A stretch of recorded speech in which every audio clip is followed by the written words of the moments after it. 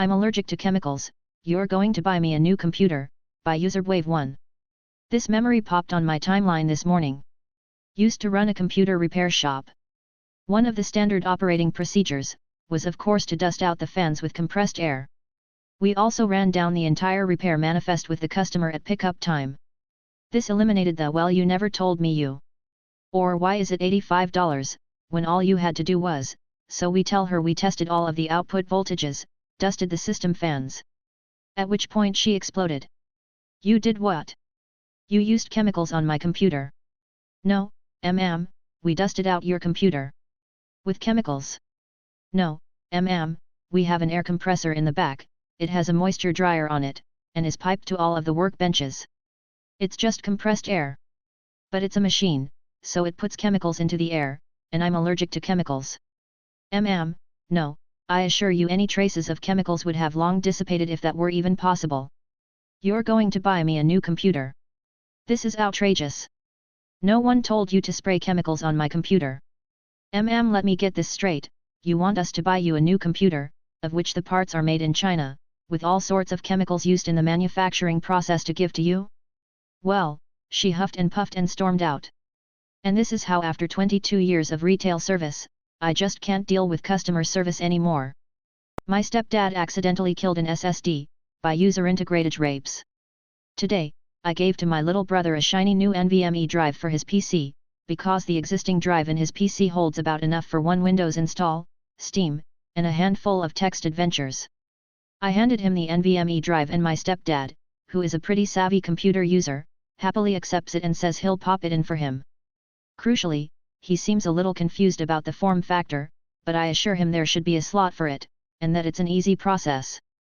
After all, he taught me things about computers when I was a kid, and my stepbrother's young, switched on and happening. This is in safe hands. About an hour later, I get the call I was dreading. He says it won't boot. Now, I'm somewhat skeptical about this, seeing as the BIOS wouldn't try to boot from an empty drive, but I don't have to ask, because he immediately clarifies with "I put it in the cable and it's not working." Yes, folks. He put it in that cable.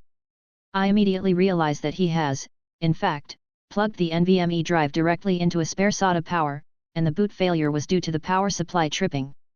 I then ask him to photograph the motherboard, so that I can identify the board and find where the M.2 slot should be. Sure enough, it's under the GPU, and after 15 minutes of surgery, he's got it back up and running. Except Windows doesn't recognize the drive. The BIOS doesn't recognize the drive. There is no drive to recognize. It's fried. Thankfully, it wasn't that expensive, so I can get a replacement fairly easily, but yikes. RIP NVMe drive, 2021 to 2022. But it's my SQL cluster, where are my backups, by userax_tempus. Back around 10 years ago, I worked for a lovely managed hosting company in their backup department. One of the amenities you received when leasing a server from us was a complimentary backup service with a 14-day data retention. You were notified of this service and all the details surrounding it in a ticket which required a customer response in order to close. Obviously, these were generic backups, and the ticket informed you what data was covered, as well as the fact that you could change what data was being backed up, when it was backed up, and how long your data was retained. Retention time was the only real cost increase. RT, me. MCMI, minor customer with major idiocy. AM, account manager for MCMI. A bit of background. The customer has 4 servers with us. 3 are application servers with a massively and unnecessarily convoluted system resembling a Celtic knot. The 4th has a custom application that houses their critical database which is referenced by all 3 app servers, with backups done automatically and dumped to the D drive in a specific directory. Queue account creation and database server being spun up. Auto-generated ticket detailing backups is sent to MCMI. MCMI responds to said ticket, reconfigure backup to backup only d/db_backups. Repeat. Only d/db_backups. Admin handling the request configures backups per customer request, updates ticket with the changes and closes it. Fast forward 6 years. Phone rings on a Friday afternoon. Middle of my work day as I work the midshift.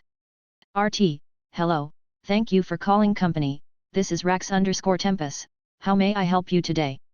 MCMI, yes, I need some data restored to my DB server. RT, absolutely, just let me get you verified real quick. Verification process proceeds smoothly. Too smoothly. I should have known this was going to be a snafu. RT, alright, MCMI, apologies for that delay, let's get your issue resolved. I will be creating ticket number blah for this request, can you provide the path of the data you require and the date it was backed up? MCMI, yeah, I need my MS SQL backups from, date over 3 years ago. RT, checks device. RT, I'm sorry sir, but having checked the backup config on that device I'm showing that you only have a 14-day data retention. Furthermore, you don't have the MS SQL backup agent installed. We are only backing up your flat file dumps in d/db_backups. I quickly pull the configs for all 4 servers on this account as I inform him of this, seeing 2 have no backups at all while the third has only default backups. MCMI, you fucking what? This better be some stupid joke. Find my backups. I begin pulling ticket histories for the DB server as he continues to impugn my honor and competence. Easy enough because there are literally only 20 in the device history, all for low disk space except for the auto-generated tickets from server spin-up and one all services lost connection ticket 4 years ago. RT, sir, I have searched every ticket this device has ever generated, and there is only one that mentions backups in any way, and it's the one where you specifically tell us the only directory to be backed up. MS SQL is never even mentioned because this was a custom job.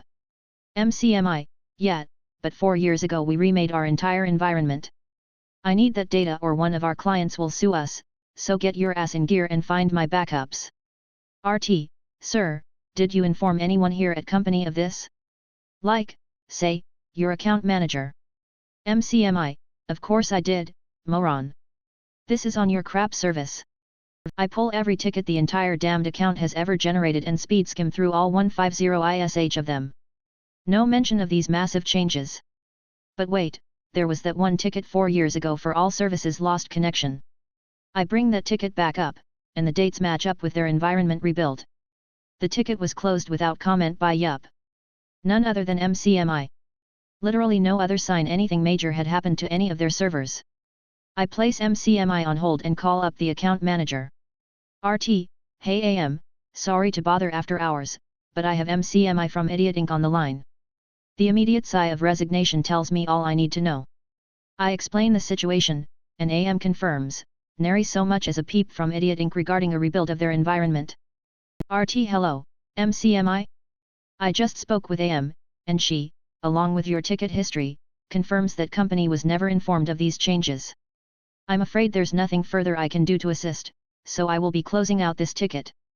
I will, however, be creating ticket number blah to detail your need for the MS SQL backup agent we provide and will be escalating it directly to AM to follow up with you.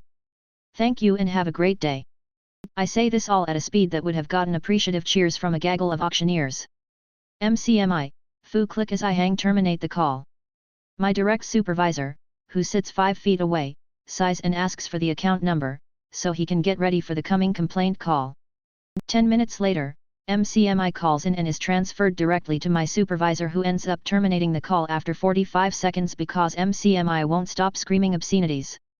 The next day AM has terminated the account with notes that if MCMI calls in that he is to be transferred to legal immediately.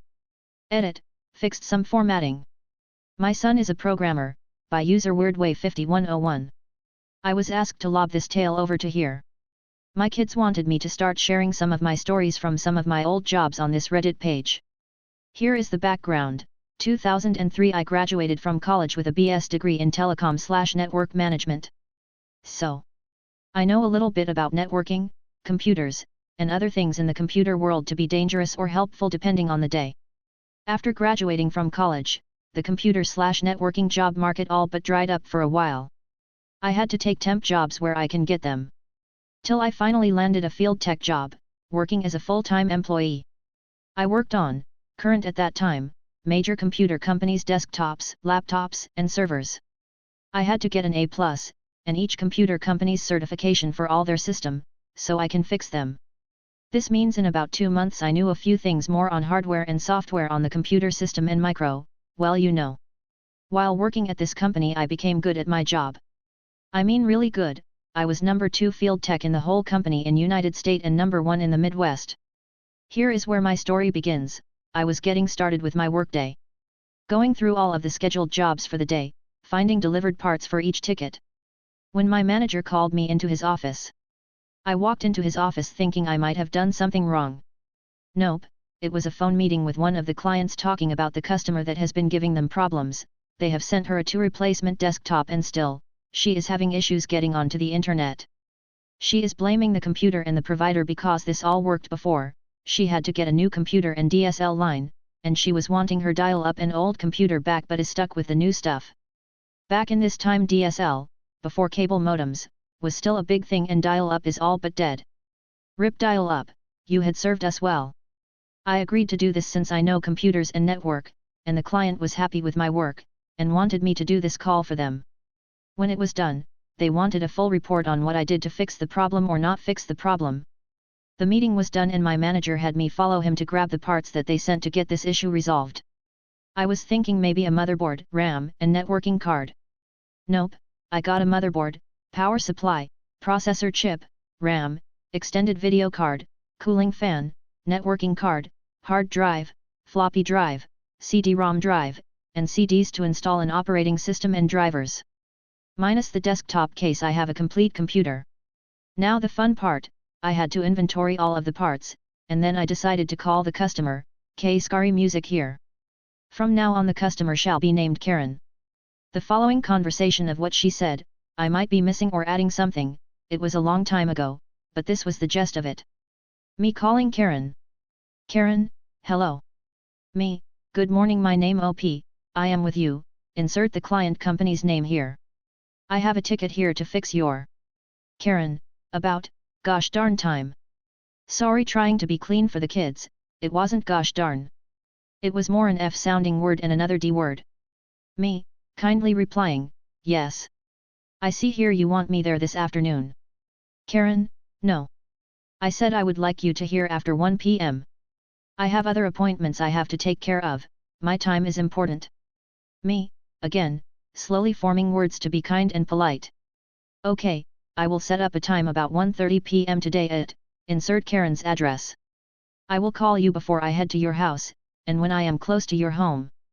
Karen, better get this fixed, none of you so-called techs have gotten it right so far. Hangs up. Oh joy! This is going to be a fun afternoon. Now one of my best skills is being able to put up with customers of all kinds. I believe in killing them with kindness, and imagining them being squashed by a boulder, anvil, falling plane, World War II bomb, hit by a train, and much more cartoony violence. Mother raised me on Looney Tunes if you can tell. But I will never be mean to the customer, so I thought, there is a limit to a person's niceness. Me 20 minutes about to leave to customer's house. Get an answering machine. Hello, this is OP, I am about to leave to head to your home, insert Karen's address. So, I am about 3 blocks from her house, it is about 5 minutes to 1:30, and I call her again. Karen answer. Karen, where are you? You are going to be late. I was going to call your company to ask where you are at. I've been waiting all day. People, I'm not even late. I called her, made the appointment time, then called her to let her know I was on my way. Me, calmly, and nicely. I left you a message on your answering machine about 20 minutes ago saying that I was on my way, and now I am letting you am about to pull into your driveway. Karen, fine. Just get in here and fix this darn thing, also the phone company is here working on the DSL, maybe between you two I might get something working. I doubt it. Me, okay, I just parked my car and gathering my stuff now. Goodbye, hang up.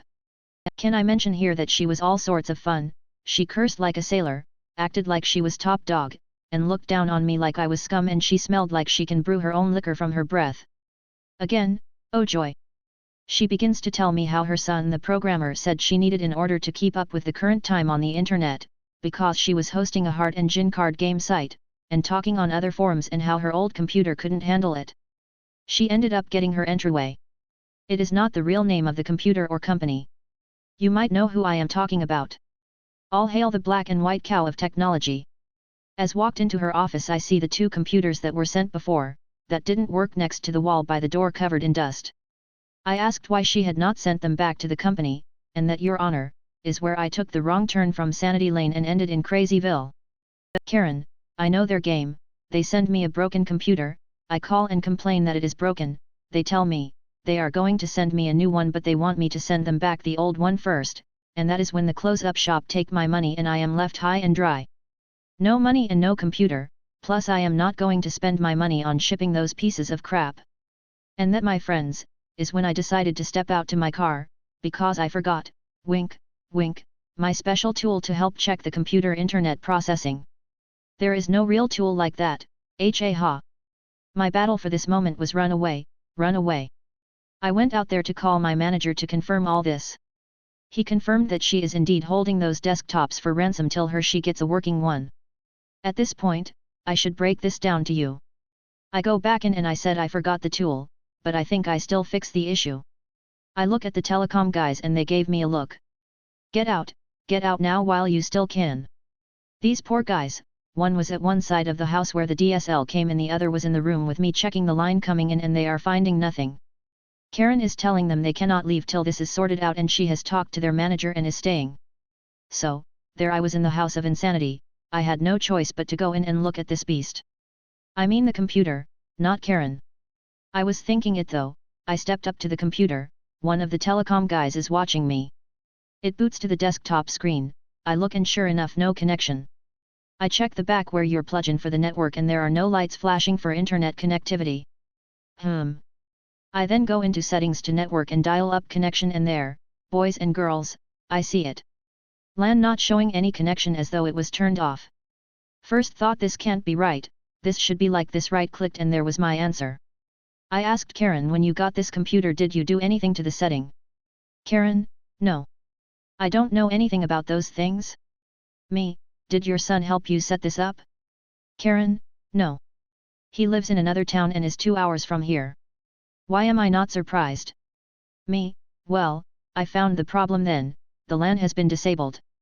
To tell the people who don't know, if you disable the LAN on your computer, you are basically stopping your computer from accessing the network/internet.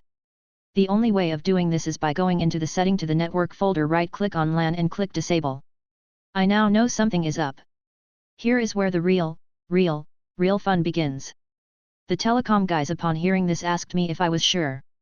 I had him come over and showed him. I right-click and re-enabled the LAN, and behold, like the clouds parting the sky to show the sun, I give you the internet. That is when Karen started to yell at me. Karen, you are a stupid person, you don't know what you are talking about. Since I have DSL, I don't need the LAN. My son, the programmer, told me so, he went to college and has a degree. You should be ashamed of yourself, not knowing this stuff works. That was when I turned down my nice polite self and told her the following.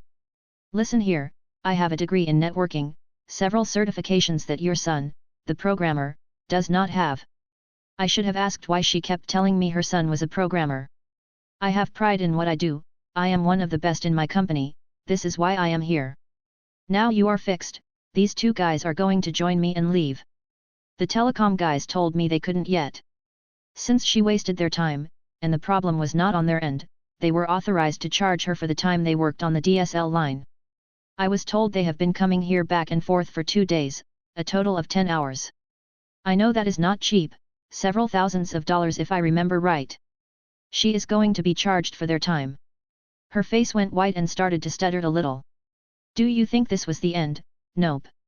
We have not yet heard the cry of the wild of Karen. I want to talk to your manager. Boys and girls, I got the wild Karen cry. As soon as I got both desktops packed up ready to leave the house and to my car, Karen cries out to me, I'm going to call your manager, and tell him how you didn't help me. That you don't know what you are doing and how my son knows more than you do. I looked straight at her, gave her my company card, with the client's number in the back, and said, go ahead. I'm about to do a full report on this and let them know that you or your son, the programmer, disabled the network connection, and that is why the other 2 computers don't work. Better yet, how about I call them to set up a conference call with them right now, then I boot up the other 2 computers up and see if their network connection has been disabled as well. Then make a recommendation that they cancel any support for you, since you have such a savvy son who fixes all of your computer need. Any which way, I am done with this call and I am going to go home for the rest of the day. Before I left, I talked to the two telecom techs, gave them my number if their manager had any questions about what I have done. When I called the client and explained what I found, what she said, that they were going to scammer her out of her money and close up shop, and how she insulted all of us because her son the programmer knew more than us. They happily called her to inform her that her warranty is valid, but they will not be sending any more desktop or on-site techs. Any and all issues will have to be shipped to them and they will get to it in the order in which it was received. In the tech department terms, this means, we will get to it when we want to, and anything else that comes up, no matter what it is, will push you to repair to the back of the line till close to shipping back date if you are lucky. I told my manager about this the next day. He just shook his head, said if she calls, he will get back to her in the order of the call was received. Maybe. Never did hear back from her. The other techs in the office heard about the ticket, and every once in a while, I will get a call from them asking me, since they have DSL, should they disable the LAN? They're in the trash, by user Droopy Scrotum. Had a bit of time today, and I've been sitting on this story for a while now. This was approximately 2 years ago. This particular client came to me in need of tech support, claiming she was unable to get her previous tech guy to answer her at all. If only I had seen that as a red flag, but she sounded desperate on the phone and her business depended on it. She runs a bookstore on an island, and IT shops/repair folks can certainly disappear for other reasons. So, I agreed to help. The first issue was that she couldn't arrive within normal store hours, 9 to 5. She'd show up at 4:59 and then camp out and chatter away for an hour. No big deal, stuff like that. I just add a bit extra on the final bill and explain that it's after hours. The first job for her was painless cloning 2 laptop drives over to solid-state drives. Easy. She comes in to pick them up, hangs around talking for what felt like forever, and then returns to her island. Now I tell most clients that my favorite thing is to never hear from them again, or at least for a long time, because that means I've done my job and that things are working as they should. It had been about a month since the clones and I see that she is calling. Keep in mind, for these conversations I am doing you all a huge favor and removing/abbreviating the long diatribes she would go into whenever it was her turn to speak. I don't have the energy or the time to type out, nor the memory. Me, what can I do for you? Bookstore lady, my emails are gone. All my important emails are gone, my vendor lists, my order summaries, the important contacts I use to keep the bookstore running. Insert 10 more minutes of talking about the same thing. Me, okay. Bring the laptop by and we will have a look together. The cloning process would not have deleted any Bookstore lady, I know. They were there up until yesterday. Now it's all gone. I don't know what has happened. Me, head on over and we will take a look. She arrives, flustered, distraught, agitated. I open up Outlook and then hand over the laptop so I can see what her process is. Me, okay, so walk me through it, show me what is missing. Bookstore lady, yelling, my emails are what are missing. I need these ema. Me, lower your voice. I'm not going to be yelled at when I'm trying to help you. Please just walk me through it and show me your process. She starts angry, clicking through her emails while explaining her process of not saving contacts but rather just keeping their emails and searching for their names and continuously replying to old emails. I start to feel bad for the laptop with every angry click she makes, and then I remember the IT guy before me who ghosted this lady, and then the other people she mentioned, her website designer, ghosted her also. I start to think about changing my name, moving my business location, disappearing. Bookstore lady, there. See. Nothing shows up. That's the name of one of my biggest vendors, but there's no email. All of them are angry clicks gone. Me, alright, was there a folder you created that you used to store these emails? Maybe a place you saved them or organized them? Bookstore lady, yes. Yes there is. Here. I watch with horror and dread as she moves the pointer to the motherfucking trash folder and angry clicks on it. Bookstore lady, I keep all my important emails in here. Me, that's the trash folder? I was honestly just not sure of anything anymore.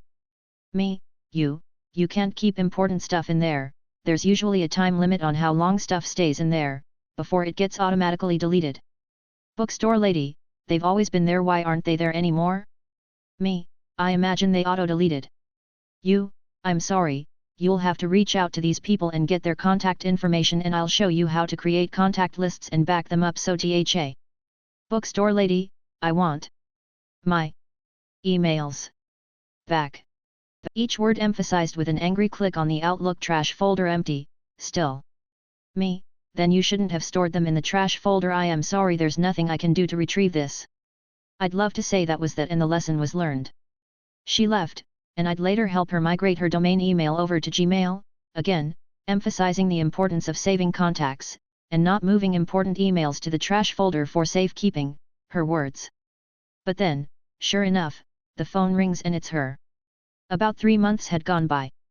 Luckily, I'm on site doing work and my policy is to typically not answer my phone when I'm on site anywhere. It goes to voicemail, which she kindly leaves a 10-minute ramblethon of issues relating to her emails missing again. By the time I get back to the office, she has written an email. She explained she had tried her old method of keeping the emails in the trash again, just for a day or so this time. And sure enough, they were gone. She needed those. I exhaled a long, sad sigh and replied to the email explaining that, again, the trash folder was not the place to store emails of importance. Is it over? Not really. She would soon start showing up unannounced, still between 4:59 and 5 p.m., just as I would be walking out the door to demand help on things that were akin to throwing paper into a campfire and then wondering why it burned. After the third after-hours surprise show up, I made it clear I just couldn't help her anymore. My advice wasn't being heeded, and there's nothing more I could offer her. She'd still call every now and then and leave a long rambling voicemail. When I switched to a different company, I migrated my phone contacts as well, and sure enough, about 2 weeks after the move, my work phone rings and I see the incoming call. Contact name: Insane Bookstore Lady. I declined the call.